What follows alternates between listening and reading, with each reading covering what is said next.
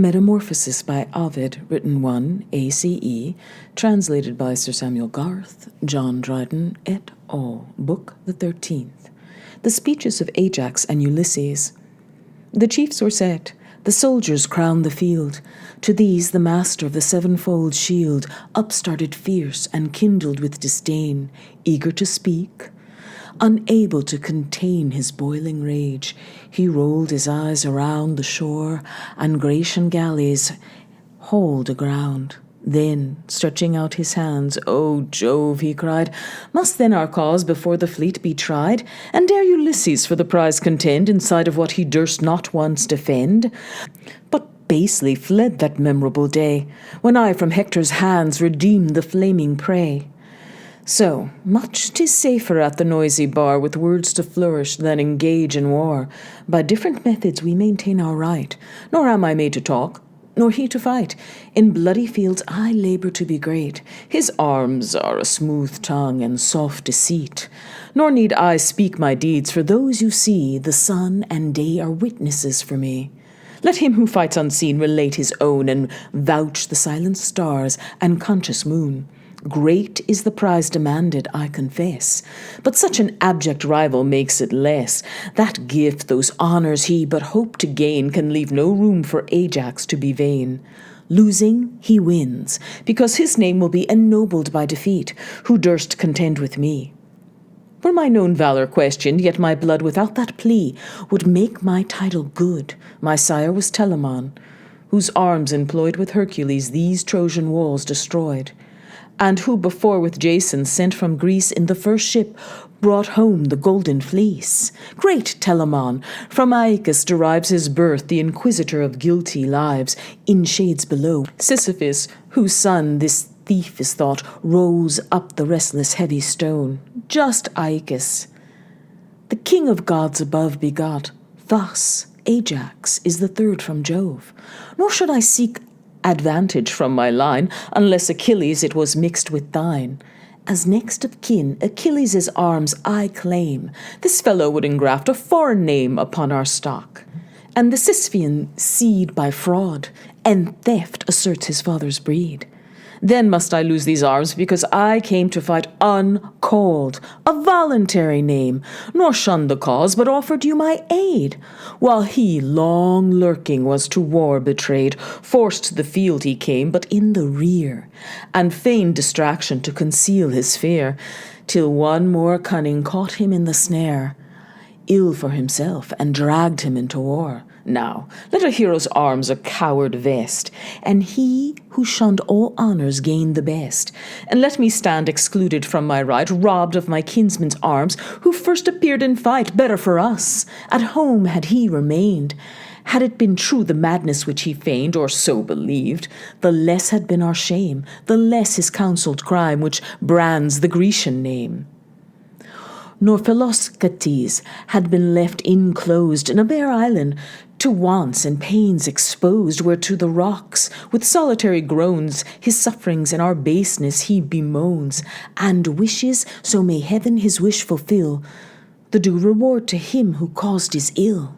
Now he, with us to Troy's destruction sworn, our brothers of the war, by whom are born Alcides' arrows pent in narrow bounds, with cold and hunger pinched, and pained with wounds, to find him food and clothing, must employ against the birds the shafts do, to the fate of Troy. Yet still he lives, and lives from treason free, because he left Ulysses' company. Poor Palamede might wish, so void of aid, rather to have been left than so to death betrayed. The coward bore the man immortal spite, who shamed him out of madness into fight, nor daring otherwise to vent his hate, accused him first of treason to the state, and then for proof produced the golden store himself had hidden in his tent before. Thus of two champions he deprived our host, by exile one, and one by treason lost. Thus fights Ulysses, thus his fame extends, a formidable man, but to his friends. Great for what greatness is in words and sound, even faithful Nestor less in both is found. But what he might without a rival reign, he left this faithful Nestor on the plain, forsook his friend, even at his utmost need, who, tired and tardy with his wounded steed, cried out for aid and called him by his name. But cowardice has neither ears nor shame. Thus fled the good old man, bereft of aid, and for as much as lay in him betrayed. That this is not a fable forged by me like one of his, a Ulyssian lie, I vouch even Diomed, who, though his friend, cannot that act excuse, much less defend. He called him back aloud and taxed his fear, and sure enough he heard, but durst not hear. The gods with equal eyes on mortal look. He justly was forsaken who forsook. Wanted that succour he refused to lend, found every fellow such another friend. No wonder if he roared that all might hear, his elocution was increased by fear. I heard, I ran, I found him out of breath, pale, trembling, and half dead with fear of death. Though he had judged himself by his own laws and stood condemned, I helped the common cause, with my broad buckler hid him from the foe. Even the shield trembled as he lay below. And from impending fate the coward freed. Good heaven, forgive me for so bad a deed. If still he will persist and urge the strife, first let him give me back his forfeit life. Let him return to that opprobrious field, again creep under my protecting shield. Let him lie wounded. Let the foe be near, and let his quivering heart confess his fear. There put him in the very jaws of fate, and let him plead his cause in that estate. And yet, when snatched from death, when from below my lifted shield I loosed and let him go, good heavens, how light he rose, with what a bound he sprung from earth, forgetful of his wound, how fresh, how eager then his feet to ply. Who had not strength to stand, had speed to fly. Hector came on and brought the gods along. Fear seized like the feeble and the strong. Each Greek was an Ulysses, such a dread the approach, and even the sound of Hector bred him. Fleshed with slaughter, with conquest crowned, I met and overturned him to the ground, when after, matchless as he deemed in might, he challenged all our host to single fight. All eyes were fixed on me, the lots were thrown, but for your champion I was wished alone. Your vows were heard, we fought, and neither yield, yet I returned unvanquished from the field. With Jove to friend, the insulting Trojan came and menaced us with force, our fleet with flame. Was it the strength of this tongue valiant lord in that black hour that saved you from the sword? Or was my breast exposed alone to brave 1,000 swords, 1,000 ships to save, the hopes of your return? And can you yield for a saved fleet less than a single shield? Think it no boast, O Grecians, if I deem these arms want Ajax more than Ajax them. Or I with them an equal honour share, they honoured to be worn and I to wear. Will he compare my courage with its slight? As well he may compare the day with night. Night is indeed the province of his reign, yet all his dark exploits no more contain than a spy taken, and a sleeper slain. A priest made prisoner, Pallas made a prey, but none of these actions done by day, nor aught of these was done and Diomed away. If on such petty merits you confer so vast a prize, let each his portion share, make a just dividend, and if not all, the greater part to Diomed will fall. But why for Ithacus such arms as those who naked and by night invades his foes? The glittering helm by moonlight will proclaim the latent robber, and prevent his gain. Nor could he hold his tottering head upright beneath that morion, or sustain the weight, nor that right arm could toss the beamy lance, much less the left that ampler shield advance, ponderous with precious weight and rough with cost, of the round world in rising gold embossed.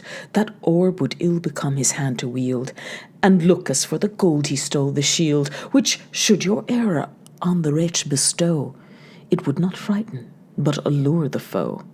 Why, asks he, what avails him not in fight, and would but encumber and retard his flight, in which his only excellence is placed? You give him death, that intercept his haste. Add that his own is yet a maiden shield, nor the least dint has suffered in the field. Guiltless of fight, mine battered, hewed, and bored, worn out of service, must forsake his lord. What farther need of words or right to scan? My arguments are deeds. Let action speak the man. Since from a champion's arms the strife arose, go cast the glorious prize amid the foes. Then send us to redeem both arms and shield, and let him wear who wins them in the field. He said, a murmur from a multitude, or somewhat like a stifled shout ensued, till from his seat arose Laertes' son, looked down a while and paused ere he begun. Then to the expecting audience raised his look, and not without prepared attention spoke. Soft was his tone, and sober was his face, action his words, and words his action grace.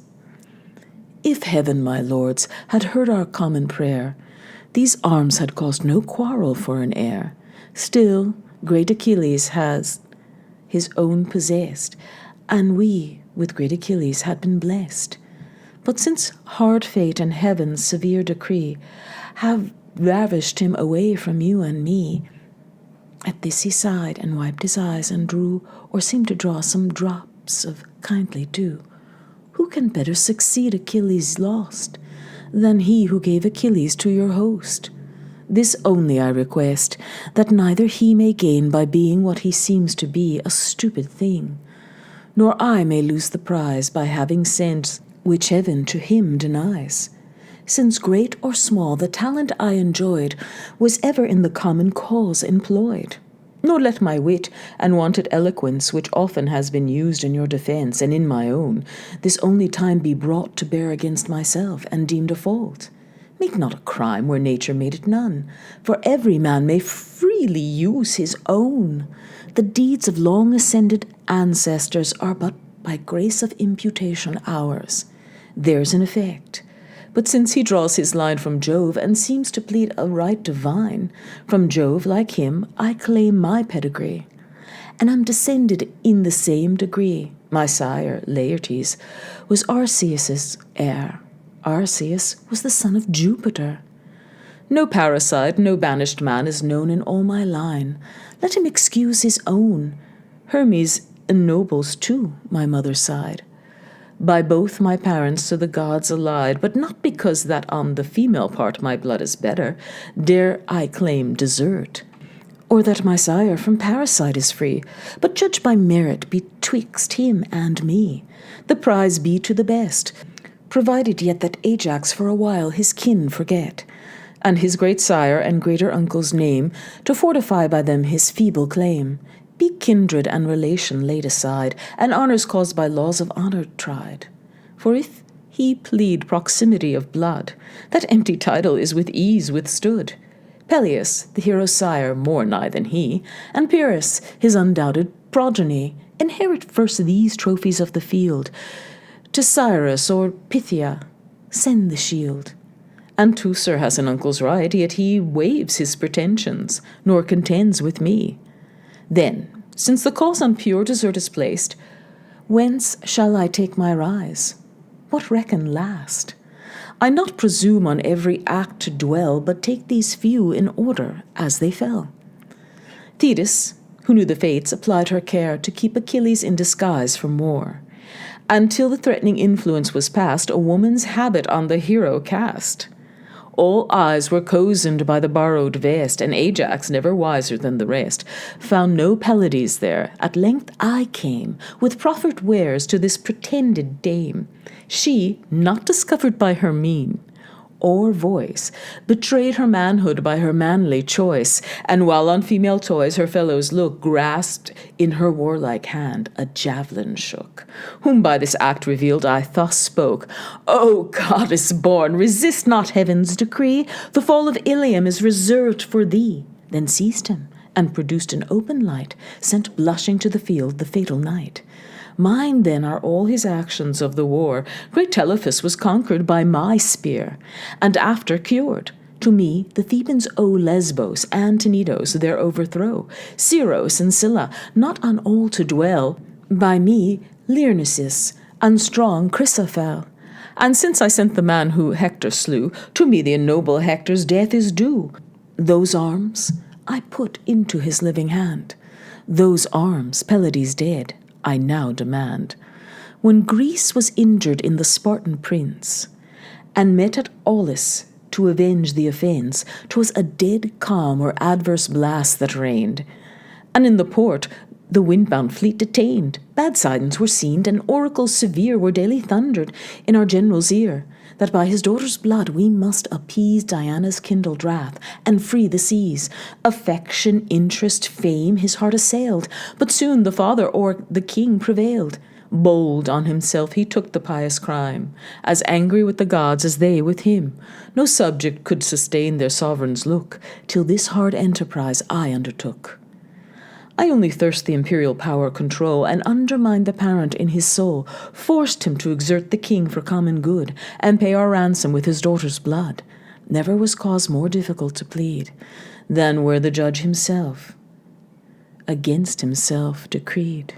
Yet this I won by dint of argument, the wrongs his injured brother underwent, and his office shamed him to consent. 'Tis harder yet to move the mother's mind, and to this heavy task was I designed. Reasons against her love I knew were vain, I circumvented whom I could not gain. Had Ajax been employed, our slackened sails had still at Aulis waited. Happy gales!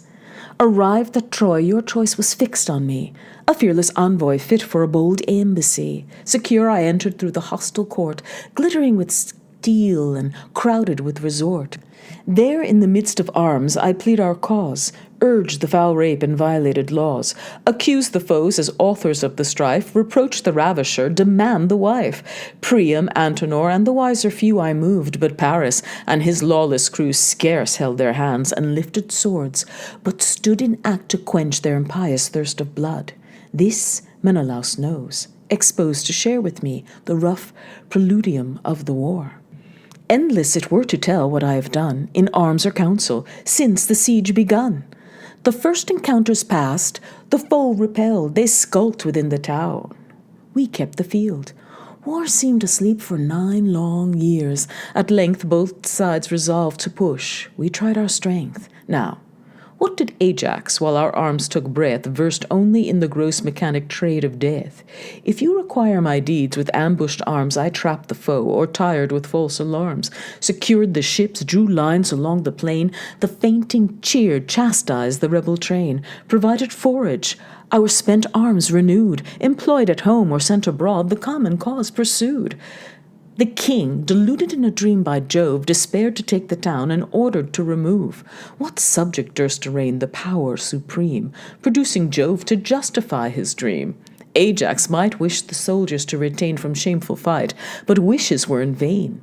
As wanting of effect had been his words, such as, of course, his thundering tongue affords. But did this boaster threaten? Did he pray? Or by his own example urge their stay? None of these, but ran himself away. I saw him run, and was ashamed to see who plied his feet so fast to get aboard as he.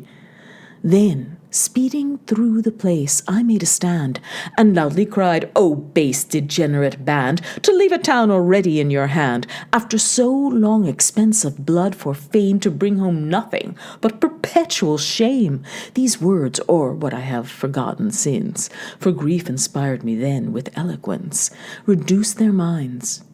They leave the crowded port, and to their late forsaken camp resort. Dismayed, the council met. This man was there, but mute, and not recovered of his fear. Thersites taxed the king, and loudly railed, but his wide-opening mouth with blows I sealed. Then rising, I excite their souls to fame, and kindle sleeping virtue into flame. From thence, whatever he performed in fight is justly mine, who drew him back from flight. Which of the Grecian chiefs consorts with thee? But Diomede desires my company, and still communicates his praise with me. As guided by a god secure he goes, armed with my fellowship, amid the foes. And sure no little merit I may boast, whom such a man selects from such an host.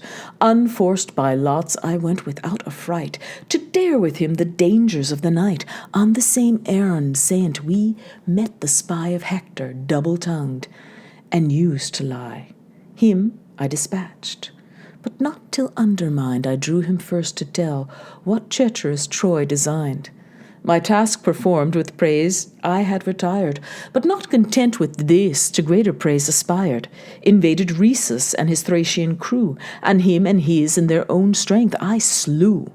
Returned a victor, all my vows complete, with the king's chariot in his royal seat. Refuse me now his arms, whose fiery steeds were promised to the spy for his nocturnal deeds. Yet let dull Ajax bear away my right, when all his days outbalance this one night. Nor fought I darkling still, the sun beheld with slaughtered Lycians. When I strewed the field, you saw and counted as I passed along.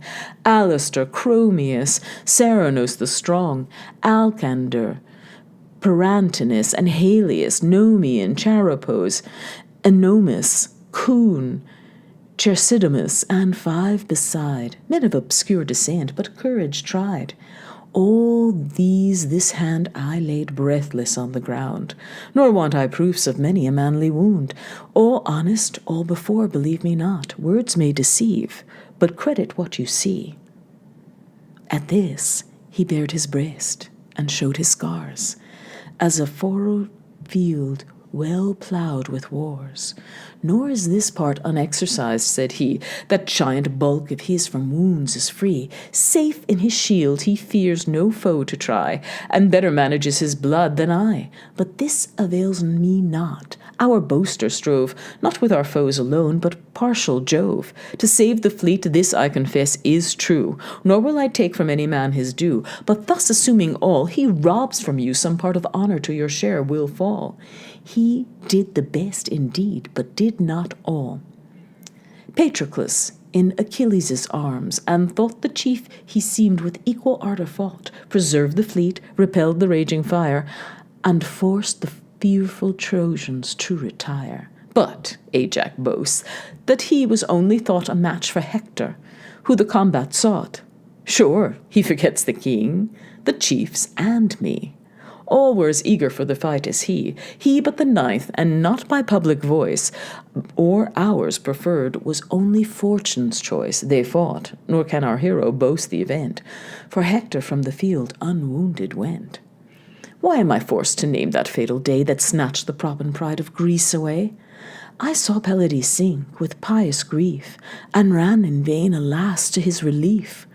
For the brave soul was fled.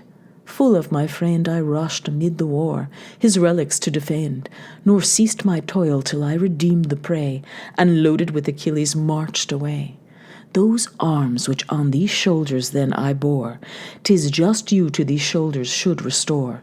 You see, I want not nerves. Who could sustain the ponderous ruins of so great a man? Or, if in others equal force you find, none is endued with a more grateful mind.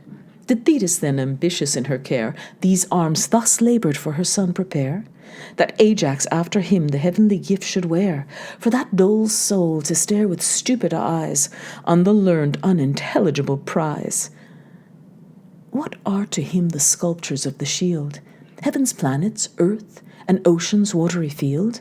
The Pleiads, Hyads, less and greater bear, undipped in seas, Orion's angry star, 2 differing cities graved on either hand. Would he wear arms he cannot understand? Beside, what wise objections he prepares against my late accession to the wars!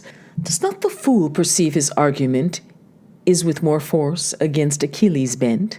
For if dissembling be so great a crime, the fault is common, and the same in him. And if he taxes both of long delay, my guilt is less who sooner came away, his pious mother anxious for his life, detained her son, and me, my pious wife. To them the blossoms of our youth were due, our riper manhood we reserved for you. But grant me guilty, 'tis not much my care, when with so great a man my guilt I share. My wit to war the matchless hero brought, but by this fool I never had been caught. Nor need I wonder that on me he threw such foul aspersions, when he spares not you. If Palamede unjustly fell by me, your honour suffered in the unjust decree. But I accused, you doomed, and yet he died, convinced of treason, and was fairly tried. You heard not he was false, your eyes beheld the traitor manifest, the bribe revealed. That Philoctetes is on Lemnos left, wounded, forlorn, of human aid bereft, is not my crime, or not my crime alone. Defend your justice, for the fact's your own. 'Tis true, the advice was mine, that staying there he might his weary limbs with rest repair, from a long voyage free, and from a longer war. He took the counsel, and he lives at least. The event declares I counselled for the best, though faith is all in ministers of state, for who can promise to be fortunate? Now, since his arrows are the fate of Troy, do not my wit or weak address employ. Send Ajax there with his persuasive sense to mollify the man, and draw him thence. But Xanthus shall run backward, Ida stand a leafless mountain, and the Grecian band shall fight for Troy, if, when my counsels fail, the wit of heavy Ajax can prevail. Hard Philoctetes, exercise thy spleen against thy fellows and the king of men. Curse my devoted head above the rest, and wish in arms to meet me breast to breast. Yet I the dangerous task will undertake, and either die myself or bring thee back. Nor doubt the same success as when before that Phrygian prophet to these tents I bore, surprised by night, and forced him to declare in what was placed the fortune of the war. Heaven's dark decrees and answers to display, and how to take the town, and where the secret lay. Yet this I compassed, and from Troy conveyed the fatal image of their guardian maid. That work was mine, for Pallas, though our friend, yet while she was in Troy, did Troy defend. Now, what has Ajax done, or what designed? A noisy nothing, and an empty wind. If he be what he promises in show, why was I sent, and why feared he to go?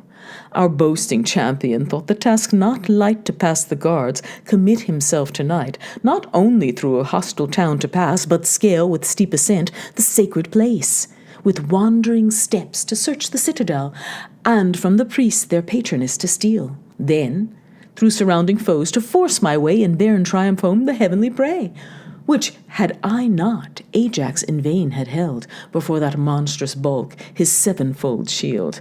That night to conquer Troy I might be said, when Troy was liable to conquest made. Why pointest thou to my partner of the war? Tydides had indeed a worthy share in all my toil and praise, but when thy might our ships protected, didst thou singly fight? All joined, and thou of many wert but one. I asked no friend, nor had but him alone, who, had he not been well assured that art and conduct were of war the better part, and more availed than strength, my valiant friend had urged a better right than Ajax can pretend. As long as at least Eurypylus may claim, and the more moderate Ajax of the name, the Cretan king and his brave charioteer, and Menelaus bold with sword and spear, all these had been my rivals in the shield. And yet all these to my pretensions yield. Thy boisterous hands are then of use, when I with this directing head those hands apply. Brawn without brain is thine, my prudent care foresees, provides, administers the war. Thy province is fight.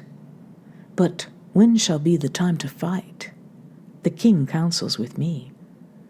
No dram of judgment with thy forces joined, thy body is of profit, and my mind. But by how much more the ship her safety owes to him who steers, than him that only rows? By how much more the captain merits praise, than he who fights, and fighting but obeys? By so much greater is my worth than thine, who canst but execute what I design. What gainest thou, brutal man? I confess thy strength superior, when thy wit is less. Mind is the man. I claim my whole desert from the mind's vigor and the immortal part. But you, O Grecian chiefs, reward my care. Be grateful to your watchmen of the war. For all my labors in so long a space, sure I may plead a title to your grace. Enter the town, I then unbarred the gates, when I removed their tutelary fates. By all our common hopes, if hopes they be, by which I have now reduced to certainty, by falling Troy, by yonder tottering towers, and by their taken gods which now are ours. Or, If there yet a farther task remains to be performed by prudence or by pains, if yet some desperate action rests behind, that asks high conduct and a dauntless mind, if aught be wanting to the Trojan doom, which none but I can manage and o'ercome, award those arms I ask by your decree, or give to this what you refuse to me. He ceased, and ceasing with respect he bowed, and with his hand at once the fatal statue showed. Heaven, air, and ocean rung with loud applause, and by the general vote he gained his cause. Thus conduct won the prize when courage failed, and eloquence or brutal force prevailed. The death of Ajax. He who could often and alone withstand the foe, the fire, and Jove's own partial hand, now cannot his unmastered grief sustain, but yields to rage, to madness and disdain. Then, snatching out his falchion, "Thou," he said, "art mine. Ulysses lays no claim to thee. Or often tried and ever trusty sword, now do thy last kind office to thy lord. 'Tis Ajax who requests thy aid, to show none but himself could overthrow," he said, and with so good a will to die did to his breast the fatal point apply. It found his heart, a way till then unknown, where never weapon entered but his own. No hands could force it thence, so fixed it stood, till out it rushed, expelled by streams of spouting blood. The fruitful blood produced a flower, which grew on a green stem, and of a purple hue, like his whom unaware Apollo slew. Inscribed in both, the letters are the same, but those express the grief, and these the name. The story of Polyxena and Hecuba. The victor with full sails for Lemnos stood, once stained by matrons with their husbands' blood. Thence great Alcides' fatal shafts to bear, assigned to Philoctetes' secret care. These with their guardian to the Greeks conveyed, their 10 years' toil with wished success repaid. With Troy old Priam falls, his queen survives, till all her woes complete, transformed she grieves, in borrowed sounds, nor with an human face, barking tremendous o'er the plains of Thrace. Still Ilium's flames their pointed columns raise, and the red Hellespont reflects the blaze. Shed on Jove's altar are the poor remains of blood, which trickled from old Priam's veins. Cassandra lifts her hands to heaven in vain. Dragged by her sacred hair, the trembling train of matrons to their burning temples fly. There to their gods for kind protection cry, and to their statues cling till forced away. The victor Greeks bear off the invidious prey. From those high towers Astyanax is thrown, whence he was wont with pleasure to look down, when oft his mother with a fond delight pointed to view his father's rage in fight, to win renown and guard his country's right.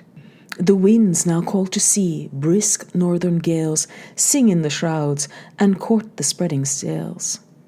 "Farewell, dear Troy," the captive matrons cry. "Yes, we must leave our long-loved native sky." Then prostrate on the shore they kiss the sand, and quit the smoking ruins of the land.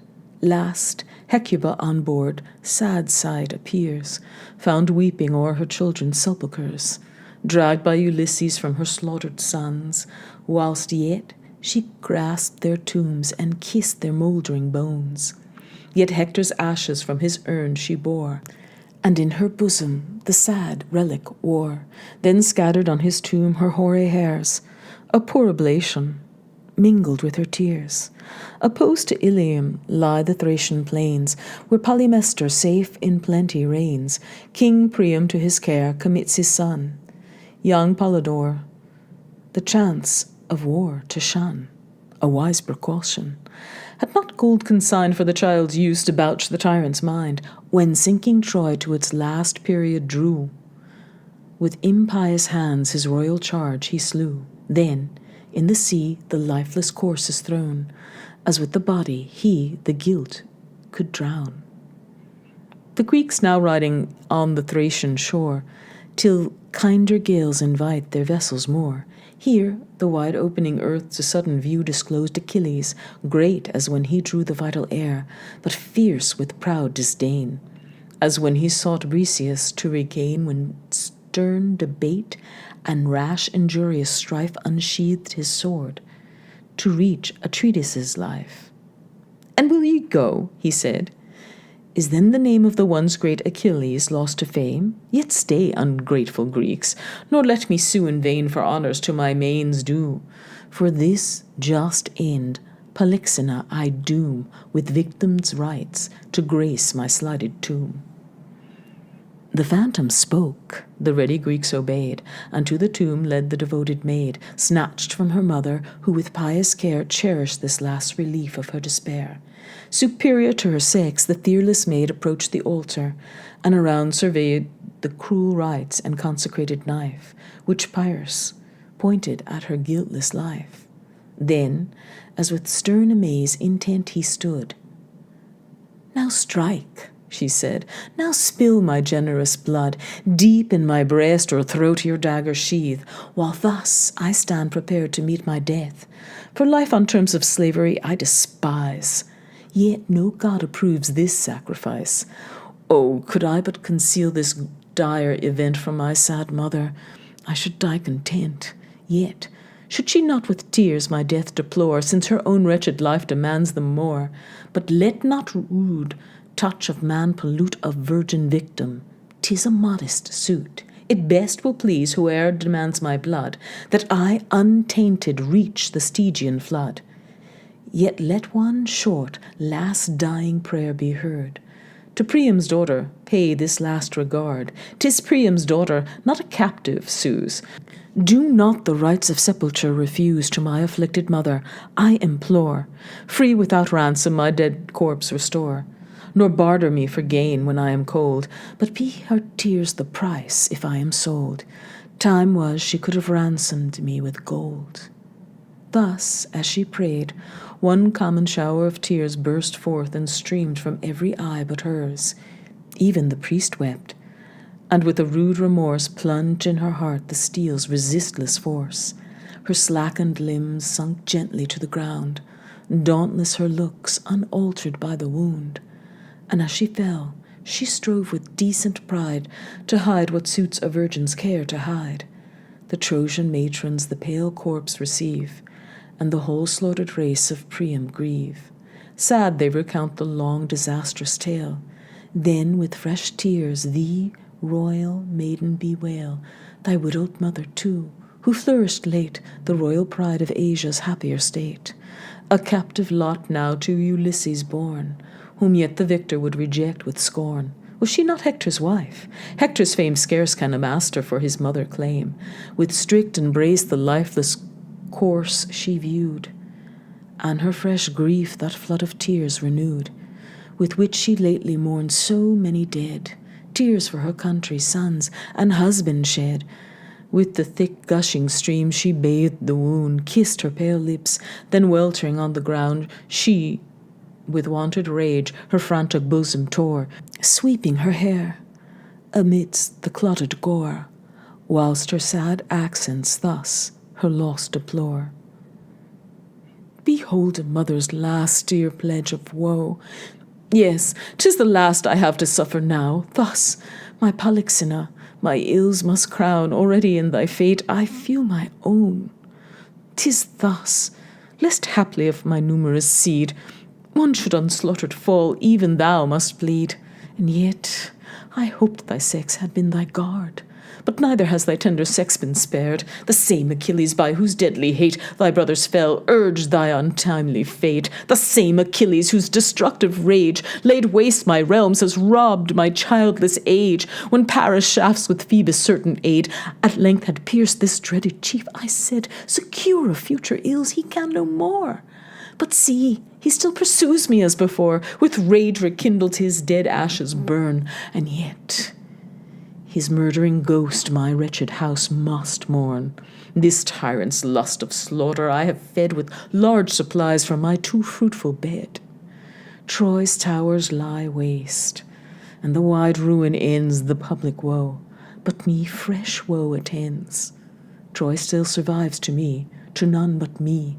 And from its ills I never must be free, I who so late had power and wealth and ease, blessed with my husband and a large increase, must now in poverty and exile mourn, even from the tombs of my dead offspring torn. Given to Penelope, who, proud of spoil, allots me to the loom's ungraceful toil, points to her dames and cries with scorning mien, "See Hector's mother, and great Priam's queen, and thou, my child, sole hope of all that's lost. Thou now art slain to soothe this hostile ghost. Yes, my child falls an offering to my foe. Then what am I, who still survive this woe? Say, cruel gods, for what new scenes of death must a poor aged wretch prolong this hated breath? Troy fallen, to whom could Priam happy seem? Yet was he so, and happy must I deem his death, for, oh, my child, he saw not thine. When he his life did with his Troy resign, yet sure do obsequies thy tomb might grace, and thou shalt sleep amidst thy kingly race. Alas, my child, such fortune does not wait. Our suffering house in this abandoned state, a foreign grave, and thy poor mother's tears are all the honours that attend thy hearse. All now is lost, yet no one comfort more of life remains. My much-loved Polydore, my youngest hope, here on this coast he lives, nursed by the guardian king. He still survives. Then let me hasten to the cleansing flood and wash away these stains of guiltless blood. Straight to the shore her feeble steps repair, with limping pace and torn dishevelled hair, silvered with age. "Give me an urn," she cried, "to bear back water from this swelling tide." When on the banks her son in ghastly hue, transfixed with Thracian arrows, strikes her view, the matron shriek. Her big swollen grief surpassed the power of utterance. She stood aghast. She had nor speech nor tears to give relief. Excess of woe suppressed the rising grief. Lifeless as stone on earth she fixed her eyes, and then looked up to heaven with wild surprise. Now she contemplates o'er with sad delight her son's pale visage. Then her aching sight dwells on his wounds. She varies thus by turns, wild as the mother lion when among the haunts of prey she seeks her ravished young. Swift flies the ravisher, she marks his trace, and by the print directs her anxious chase. So Hecuba, with mingled grief and rage, pursues the king, regardless of her age. She greets the murderer with dissembled joy of secret treasure hoarded for her boy. The specious tale the unwary king betrayed, fired with hopes of prey. "Give quick," he said with soft enticing speech, "the promised store. Whatever you give to Polydore, your son. By the immortal gods I swear, shall this with all your former bounty share." She stands attentive to his soothing lies, and darts avenging horror from her eyes. Then full resentment fires her boiling blood. She springs upon him, meets the captive crowd, her thirst of vengeance want of strength supplies, fastens her forky fingers in his eyes, tears out the rooted bowls her rage pursues, and in the hollowed orbs her hand imbrues. The Thracians, fired at this inhuman scene, with darts and stones assailed the frantic queen. She snarls and growls, nor in an human tone, then bites impatient at the bounding stone, extends her jaws as her voice would raise to keen invectives in her wonted phrase, but barks, and thence the yelping brute betrays. Still a sad monument the place remains, and from this monstrous change its name obtains, where she, in long remembrance of her ills, with plaintive howlings the wide desert fills. Greeks, Trojans, friends and foes, and gods above her numerous wrongs to just compassion move. Even Juno's self forgets her ancient hate, and owns she had deserved a milder fate. The funeral of Memnon. Yet, bright Aurora, partial as she was to Troy, and those that love the Trojan cause, nor Troy nor Hecuba can now bemoan, but weeps a sad misfortune, more her own. Her offspring Memnon by Achilles slain, she saw extended on the Phrygian plain, she saw, and straight the purple beams that grace that rosy morning vanished from her face. A deadly pale her wonted bloom invades, and veils the lowering skies with mournful shades. But when his limbs upon the pile were laid, the last kind duty that by friends is paid, his mother to the skies directs her flight, nor could sustain to view the doleful sight, but frantic, with her loose neglected hair, hastens to Jove, and falls a suppliant there. O King of heaven, O Father of the skies, the weeping goddess passionately cries, though I the meanest of immortals am, and fewest temples celebrate my fame, yet still a goddess, I presume to come within the verge of your ethereal dome. Yet still may plead some merit, if my light will purple dawn controls the powers of night. If from a female hand that virtue springs, which to the gods and men such pleasure brings, yet I nor honours seek, nor rites divine, nor for more altars or more fanes repine. Oh, that such trifles were the only cause from whence Aurora's mind its anguish draws. For Memnon lost, my dearest only child, with weightier grief my heavy heart is filled. My warrior son, that lived but half his time, nipped in the bud and blasted in his prime, who for his uncle early took the field, and by Achilles' fatal spear was killed. To whom but Jove should I for succour come? For Jove alone could fix his cruel doom. O sovereign of the gods, accept my prayer, grant my request, and soothe a mother's care on the deceased. Some solemn boon bestow to expiate the loss and ease my woe. Jove, with a nod, complied with her desire. Around the body flamed the funeral fire. The pile decreased, that lately seemed so high, and sheets of smoke rolled upward to the sky. As humid vapours from a marshy bog rise by degrees, condensing into fog, that intercept the sun's enlivening ray, and with a cloud infect the cheerful day. The sooty ashes wafted by the air whirl round and thicken in a body there. Then take a form, which their own heat and fire with active life and energy inspire. Its lightness makes it seem to fly, and soon it skims on real wings that are its own. A real bird, it beats the breezy wind, mixed with 1,000 sisters of the kind, that from the same formation newly sprung, upborne aloft on plumy pinions hung. Thrice round the pile advance the circling throng, thrice with their wings a whizzing consort rung. In the fourth flight their squadron they divide, ranked in 2 different troops on either side. Then 2 and 2 inspired with martial rage, from either troop in equal pairs engage, each combatant with beak and pounces pressed in wrathful ire his adversary's breast. Each falls a victim to preserve the fame of that great hero, whence their being came. From him their courage and their name they take, and as they lived they die for Memnon's sake. Punctual to time with each revolving year, in fresh array the champion birds appear. Again, prepared with vengeful minds, they come to bleed in honour of the soldier's tomb. Therefore in others it appeared not strange to grieve for Hecuba's unhappy change. But poor Aurora had enough to do with her own loss to mind another's woe, who still in tears her tender nature shows, besprinkling all the world with pearly dews. The voyage of Aeneas. Troy thus destroyed, 'twas still denied by fate the hopes of Troy should perish with the state. His sire, the son of Cytherea, bore, and household gods from burning Ilium shore.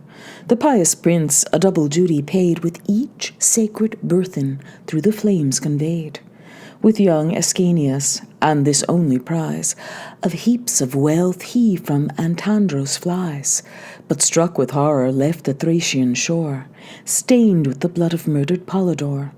The Delian isle receives the banished train, driven by kind gales, and favoured by the main. Here pious Aeneas, priest and monarch, reigned, and either charge with equal care sustained. His subjects ruled, Phoebus homage paid, his god obeying, and by those obeyed. The priest displays his hospitable gait, and shows the riches of his church and state, the sacred shrubs which eased Latona's pain, the palm and olive, and the votive fane. Here grateful flames with fuming incense fed, and mingled wine ambrosial odours shed. Of slaughtered steers the crackling entrails burned, and then the strangers to the court returned. On beds of tapestry placed aloft they dine with Ceres' gift, and flowing bowls of wine, when thus Anchises spoke amid the feast, said mitred monarch Phoebus chosen priest, or ere from Troy by cruel fate expelled, when first mine eyes these sacred walls beheld, a son and twice 2 daughters crown thy bliss? Or errs my memory, and I judge amiss? The royal prophet shook his hoary head with snowy fillets bound, and sighing said, Thy memory errs not, prince. Thou sawest me then the happy father of so large a train. Behold me now. Such turns of chance befall the race of men, almost bereft of all. For what comfort can my son bestow, what help afford, to mitigate my woe? While far from hence in Andros' isle he reigns, from him so named, and there my place sustains. Him Delius Praesians gave. The twice-born god a boon more wondrous on the maids bestowed. Whate'er they touched he gave them to transmute, a gift past credit and above their suit. To Ceres, Bacchus, and Minerva's fruit, how great their value, how rich their use, whose only touch such treasures could produce. The dire destroyer of the Trojan reign, fierce Agamemnon, such a prize to gain, a proof we also were designed by fate to feel the tempest, and o'erturned your state. With force superior and a ruffian crew, from these weak arms the helpless virgins drew, and sternly bade them use the grant divine, to keep the fleet in corn and oil and wine. Each as they could escaped, 2 strove to gain Euboea's isle, and 2 their brother's reign. The soldier follows, and demands the dames, if held by force immediate war proclaims. Fear conquered nature in their brother's mind, and gave them up to punishment assigned. Forgive the deed, nor Hector's arm was there, nor thine, Aeneas, to maintain the war, for only force upheld your Ilium's towers for 10 long years against the Grecian powers. Prepared to bind their captive arms in bands, to heaven they reared their yet unfettered hands. Help, Bacchus, author of the gift they prayed. The gift's great author gave immediate aid. If such destruction of their human frame by ways so wondrous may deserve the name, nor could I here, nor can I now relate exact the manner of their altered state. But this in general of my loss I knew, transformed to doves, on milky plumes they flew, such as on Ida's mount thy consort's chariot drew. With such discourse they entertained the feast, then rose from table and withdrew to rest. The following morn, ere sol was seen to shine, the inquiring Trojans sought the sacred shrine. The mystic power commands them to explore their ancient mother and a kindred shore. Attending to the sea, the generous prince dismissed his guests with rich munificence. In old Anchises' hand a sceptre placed, a vest and quiver young Ascanius graced, his sire a cup, which from the Ionian coast Ismaean Therses sent his royal host. Alcon of Mile made what Therses sent, and carved thereon this ample argument. A town with 7 distinguished gates was shown, which spoke its name and made the city known. Before it, piles and tombs and rising flames, the rites of death and choirs of mourning dames, who bared their breasts and gave their hair to flow, the signs of grief and marks of public woe. Their fountains dried, the weeping naiads mourned. The tree stood bared, with searing cankers burned. No herbage clothed the ground, a ragged flock of goats half-famished licked the naked rock. Of manly courage and with mind serene, Orion's daughters in the town were seen. One heaved her chest to meet the lifted knife, one plunged the poignard through the seat of life.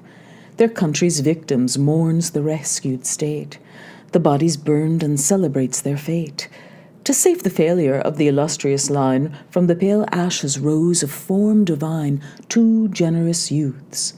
These fame Coronae calls, who joined the pomp and mourned their mother's falls. These burnished figures formed of antique mould shone on the brass with rising sculpture bold. A wreath of gilt acanthus round the brim was rolled. Nor less expense the Trojan gifts expressed, a fuming censer for the royal priest, a chalice and a crown of princely cost, with ruddy gold and sparkling gems embossed.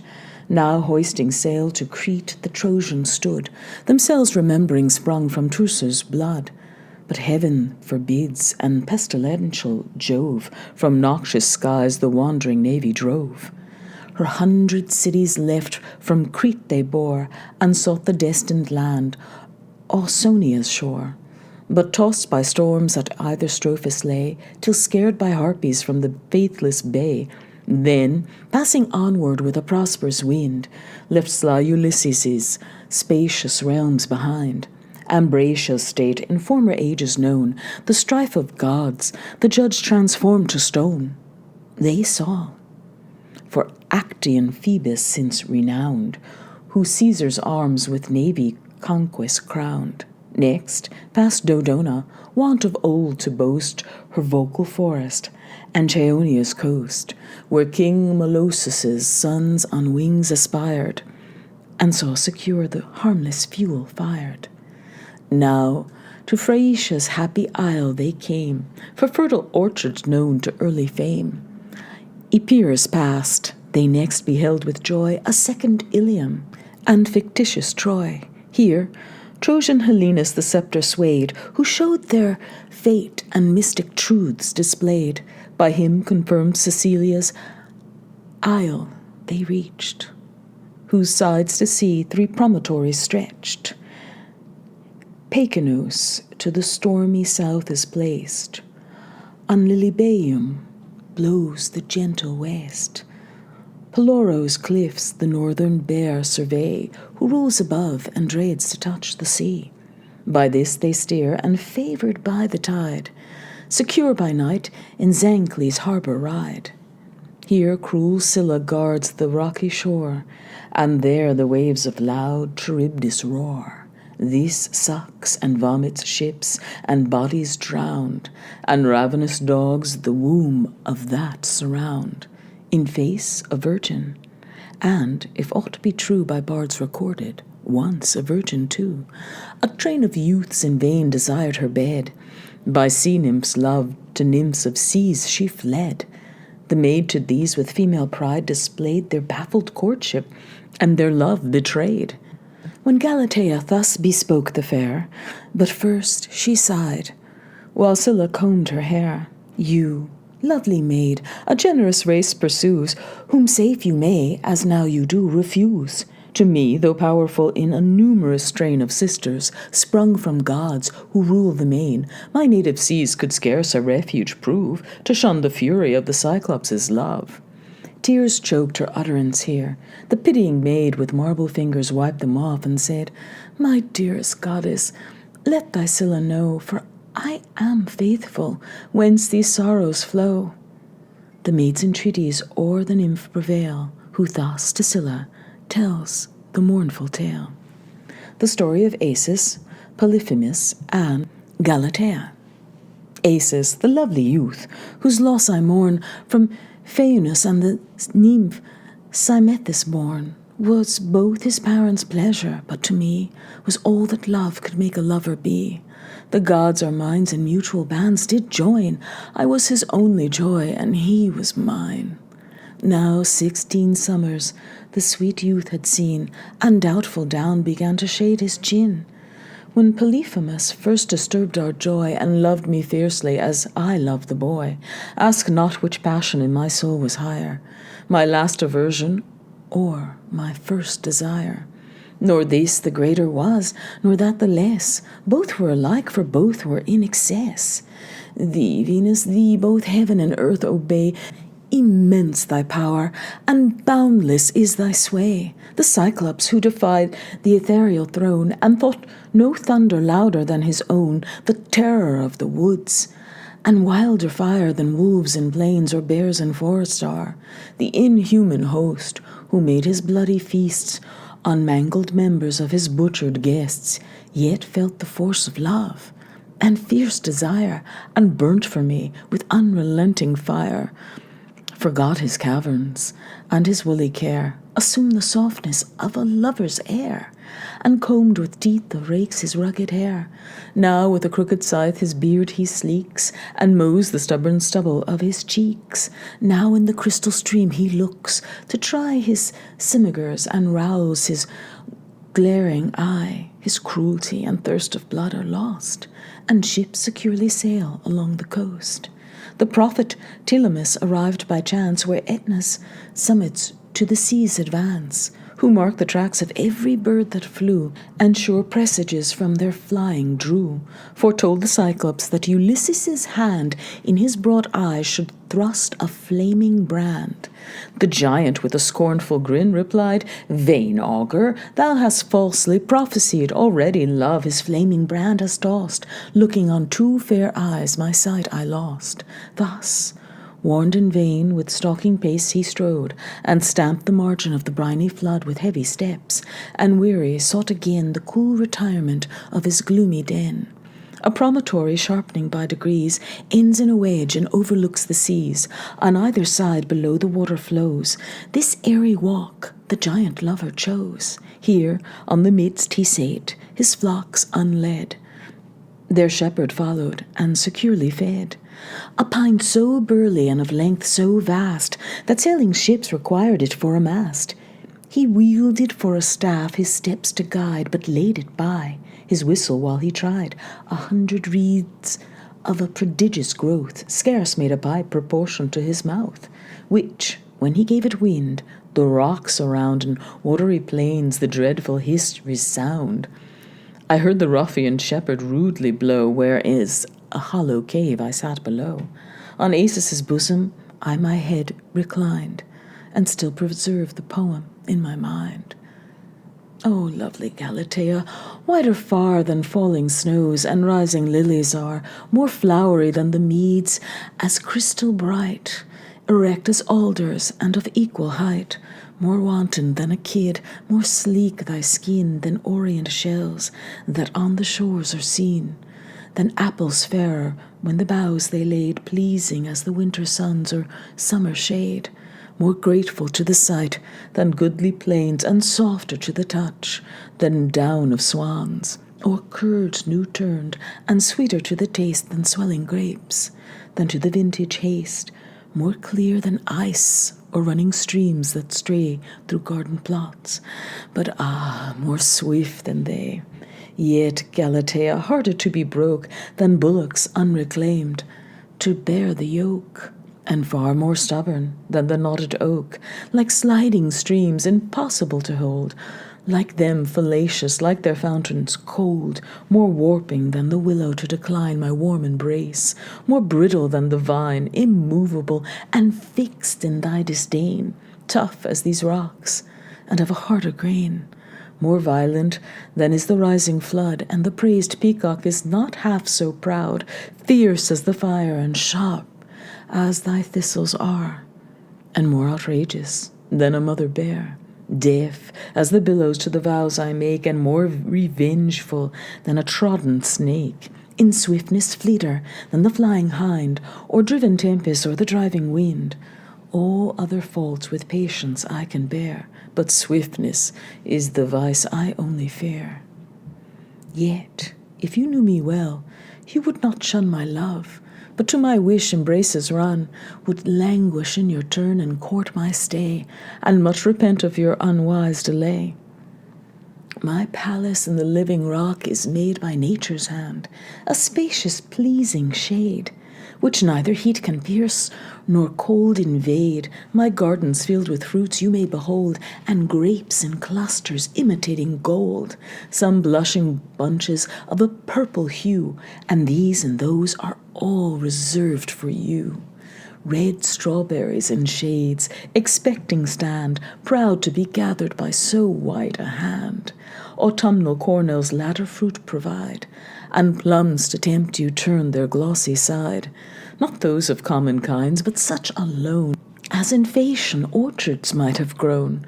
Nor chestnut shall be wanting to your food, nor garden fruits, nor wildings of the wood. The laden boughs for you alone shall bear, and yours shall be the product of the year. The flocks you see are all my own, beside the rest that woods and winding valleys hide, and those that folded in the caves abide. Ask not the numbers of my growing store. Who knows how many, knows he has no more. Nor will I praise my cattle. Trust not me, but judge yourself, and pass your own decree. Behold their swelling digs, the sweepy weight of ewes that sink beneath the milky freight. In the warm folds their tender lambkins lie, apart from kids that call with human cry. New milk in nut-brown bowls is duly served for daily drink, the rest for cheeses reserved. Nor are these household dainties all my store. The fields and forests will afford us more, the deer, the hare, the goat, the savage boar, all sorts of venison, and of birds the best, a pair of turtles taken from the nest. I walked the mountains, and 2 cubs I found, whose dam had left them on the naked ground, so like that no distinction could be seen, so pretty they were presents for a queen. And so they shall. I took them both away, and keep to be companions of your play. O raise, fair nymph, your beauteous face above the waves, nor scorn my presence and my love. Come, Galatea, come and view my face. I late beheld it in the watery glass, and found it lovelier than I feared it was. Survey my towering stature and my size. Not Jove, the Jove you dream that rules the skies, bears such a bulk, or is so largely spread. My locks, the plenteous harvest of my head, hang o'er my manly face, and dangling down, as with a shady grove, my shoulders crown. Nor think, because my limbs and body bear a thick underwood of bristling hair, my shape deformed, what fouler sight can be than the bald branches of a leafless tree? Foul is the steed without a flowing mane, and birds without their feathers and their train. Wool decks the sheep, and man receives a grace from bushy limbs and from a bearded face. My forehead with a single eye is filled, round as a ball and ample as a shield. The glorious lamp of heaven, the radiant sun, is nature's eye, and she's content with one. Add that my father sways your seas, and I, like you, am of the watery family. I make you his in making you my own. You I adore, and kneel to you alone. Jove with his fabled thunder I despise, and only fear the lightning of your eyes. Frown not, fair nymph. I could bear to be disdained if others were disdained with me, but to repulse the Cyclops and prefer the love of Acis, heavens, I cannot bear. But let the stripling please himself, nay, more, please you, though that's the thing I most abhor. The boy shall find, if e'er we cope in fight, these giant limbs endued with giant might. His living bowels from his belly torn, and scattered limbs shall on the flood be borne. Thy flood, ungrateful nymph, and fate shall find that way for thee, and Acis to be joined. For I burn with love, and thy disdain augments at once my passion and my pain. Translated Etna flames within my heart, and thou, inhuman, wilt not ease my smart. Lamenting thus in vain, he rose, and strode with furious paces to the neighbouring wood. Restless his feet, distracted was his walk. Mad were his motions, and confused his talk. Mad as the vanquished bull, when forced to yield his lovely mistress, and forsake the field. Thus far unseen I saw, when fatal chance his looks directing with a sudden glance, Acis and I were to his sight betrayed, wherein not suspecting we securely played from his wide mouth a bellowing cry he cast. I see, but this shall be your last. A roar so loud made Etna to rebound, and all the Cyclopses laboured in the sound. Affrighted with his monstrous voice I fled, and the neighbouring ocean plunged my head. Poor Acis turned his back, and help, he cried. Help, Galatea, help, my parent gods, and take me dying to your deep abodes. The Cyclops followed, but he sent before a rib, which from the living rock he tore. Though but an angle reached him of the stone, the mighty fragment was enough alone to crush all Acis. 'Twas too late to save, but what the fates allowed to give, I gave, that Acis to his lineage should return, and roll among the river gods his urn. Straight issued from the stone a stream of blood, which lost the purple, mingling with the flood. Then, like a troubled torrent, it appeared. The torrent, too, in little space was cleared. The stone was cleft, and through the yawning chink new reeds arose on the new river's brink. The rock from out its hollow womb disclosed a sound like water in its course opposed. When, wondrous to behold, full in the flood, up starts a youth, and navel high he stood. Horns from his temples rise, in either horn thick wreaths of reeds his native growth adorn. Were not his statue taller than before, his bulk augmented, and his beauty more. His colour blue, for Acis he might pass, and Acis changed into a stream he was, but mine no more. He rolls along the plains with rapid motion, and his name retains. The story of Glaucus and Scylla. Here ceased the nymph, the fair assembly broke, the sea-green Nereids to the waves betook, while Scylla, fearful of the widespread main, swift to the safer shore returns again. There, o'er the sandy margin unarrayed, with printless footsteps flies the bounding maid, or in some winding creek's secure retreat she bathes her weary limbs, and shuns the noonday's heat.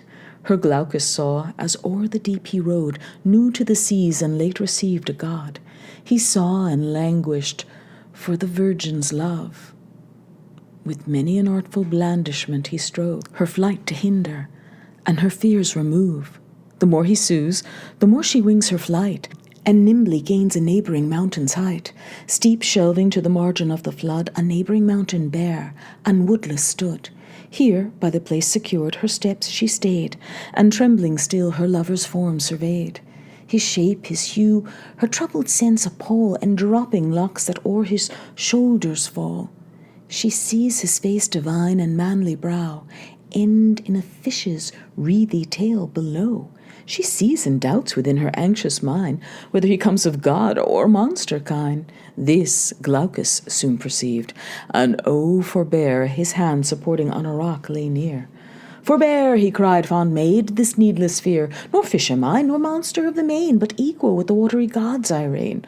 Nor Proteus, nor Palamon me excel, nor he whose breath inspires the sounding shell. My birth, 'tis true, I owe to mortal race, and I myself but later mortal was. Even then in seas and seas alone I joyed. The seas my hours and all my cares employed. In meshes now the twinkling prey I drew, now skilfully the slender line I threw, and silent sat the moving float to view. Not far from shore there lies a verdant mead, with herbage half and half with water spread. There nor the horned heifers browsing stray, nor shaggy kids, nor wanton lambkins play. There nor the sounding bees their nectar cull, nor rural swains their genial chaplets pull. Nor flocks, nor herds, nor mowers haunt the place, to crop the flowers or cut the bushy grass. Thither sure first of living race came I, and sat by chance my dropping nets to dry, my scaly prize. in order all displayed, by number on the greensward there I laid my captives, whom or in my nets I took, or hung unwary on my wily hook. Strange to behold, yet what avails a lie? I saw them bite the grass as I sate by. Then, sudden darting o'er the verdant plain, they spread their fins as in their native main. I paused with wonder struck, while all my prey left their new master, and regained the sea. Amazed, within my secret self I sought what god, what herb the miracle had wrought. But sure no herbs have power like this, I cried, and straight I plucked some neighbouring herbs and tried. Scarce had I bit, and proved the wondrous taste, when strong convulsions shook my troubled breast. I felt my heart grow fond of something strange, and my whole nature labouring with a change. Restless I grew, and every place forsook, and still upon the seas I bent my look. Farewell forever, farewell land, I said, and plunged amidst the waves my sinking head. The gentle powers who that low empire keep received me as a brother of the deep. To Tethys and to ocean old they pray, to purge my mortal earthly parts away. The watery parents to their suit agreed, and thrice 9 times a secret charm they read. Then with lustrations purify my limbs, and bid me bathe beneath 100 streams. 100 streams from various fountains run, and on my head at once come rushing down. Thus far each passage I remember well, and faithfully thus far the tale I tell. But then oblivion dark on all my senses fell. Again, at length, my thought reviving came, while I no longer found myself the same. Then, first, this sea-green beard I felt to grow, and these large honours on my spreading brow, and my long descending locks the billows sweep, and my broad shoulders cleave the yielding deep, my fishy tail, my arms of azure hue, and every part divinely changed I view. But what avail these useless honours now? What joys can immortality bestow? What, though our Nereids all my form approve? What boots it, while fair Scylla scorns my love? Thus far the god, and more he would have said, when from his presence flew the ruthless maid. Stung with repulse in such disdainful sort, he seeks Titanian Circe's horrid court.